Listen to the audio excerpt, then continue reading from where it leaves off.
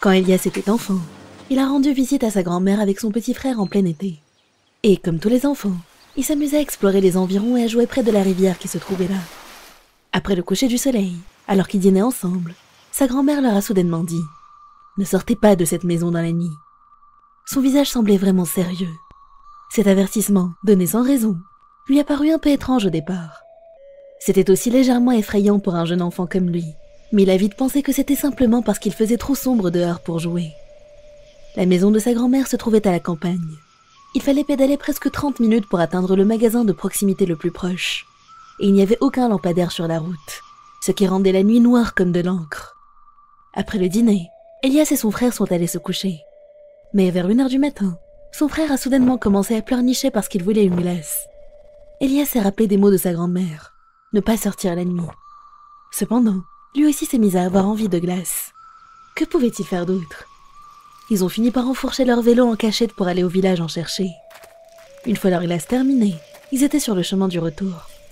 Ils pédalaient sur la route tout en discutant de Pokémon, qui était très populaire à l'époque. Soudain, son frère lui a dit « Hé, il y a un raccourci par là !» Mais il faisait si sombre qu'Elias ne voyait même pas le chemin dont il parlait. Et pour une raison qui ne s'expliquait pas, il n'avait pas envie d'aller dans cette direction. Nous, reprenons simplement le chemin par lequel on est venu. À peine avait-il dit cela, et regardé de nouveau devant lui, qu'il a vu que son frère était en fait devant lui. Elias était certain que son frère se trouvait derrière lui jusque-là. Après une seconde d'incompréhension, la réalisation lui a glacé le sang. Qui était en train de lui parler derrière? À cet instant précis, il s'est de nouveau rappelé des mots de sa grand-mère. Ne sortez pas de cette maison tard dans la nuit. Transpirant abondamment, Elias a pédalé de toutes ses forces pour retourner chez sa grand-mère. En descendant précipitamment de son vélo, il a soudainement entendu une voix près de son oreille.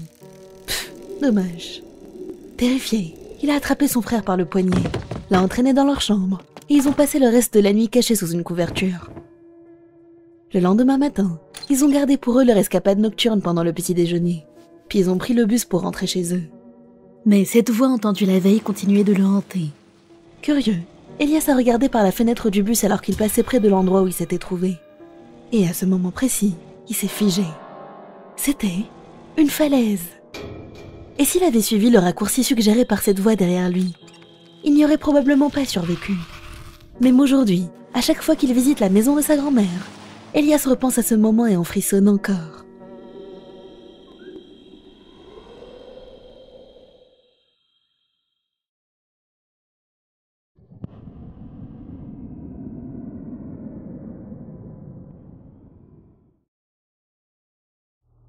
Alex était routier depuis ses 25 ans, et de par son métier, il avait vécu de nombreuses expériences étranges sur la route. Il était presque certain d'avoir aperçu des ovnis lors de trajets nocturnes, et avait parfois croisé des conducteurs des plus curieux. Cependant, l'événement qu'il veut nous raconter aujourd'hui est, de loin, l'expérience la plus terrifiante et étrange qu'il ait jamais vécue. Cela s'est passé sur une route de campagne au Kansas, alors qu'il avait 37 ans. C'était en 2009, et la nuit avait commencé comme d'habitude. Alex conduisait en écoutant de la musique à la radio, une tasse de café à portée de main pour éviter la fatigue. Alors qu'il roulait sur une route déserte, il a remarqué que le brouillard commençait à tomber. Peu à peu, le brouillard est devenu si épais qu'il a hésité entre s'arrêter pour attendre qu'il se dissipe ou continuer prudemment son chemin. Il a finalement opté pour la deuxième option. Après tout, personne d'autre ne semblait être sur cette route isolée, et il s'est dit que cela rendait la situation relativement sûre. Il a redoublé néanmoins de prudence, avançant lentement au cas où un animal surgirait de l'obscurité.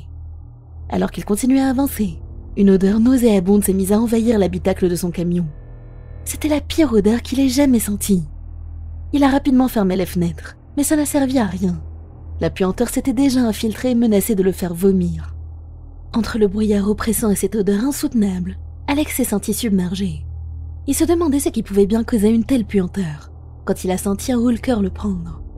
Il a dû alors s'arrêter en urgence, ouvrir la porte de son camion et vomir sur le bas-côté. Une fois remis, il s'est couvert le nez pour tenter d'échapper à l'odeur persistante, et il s'apprêtait à reprendre la route lorsqu'il a vu une silhouette traverser devant lui. C'était sans aucun doute un homme. Cet homme semblait boiter et portait une vieille chemise blanche boutonnée ainsi que des bretelles noires. Troublé par l'étrangeté de la scène, Alex a décidé qu'il allait s'approcher pour lui demander s'il avait besoin d'aide. Mais avant qu'il ne puisse faire quoi que ce soit, 4 autres silhouettes sont apparues de l'obscurité. Elle marchait dans la même direction que le premier homme, tout avec cette même démarche boiteuse.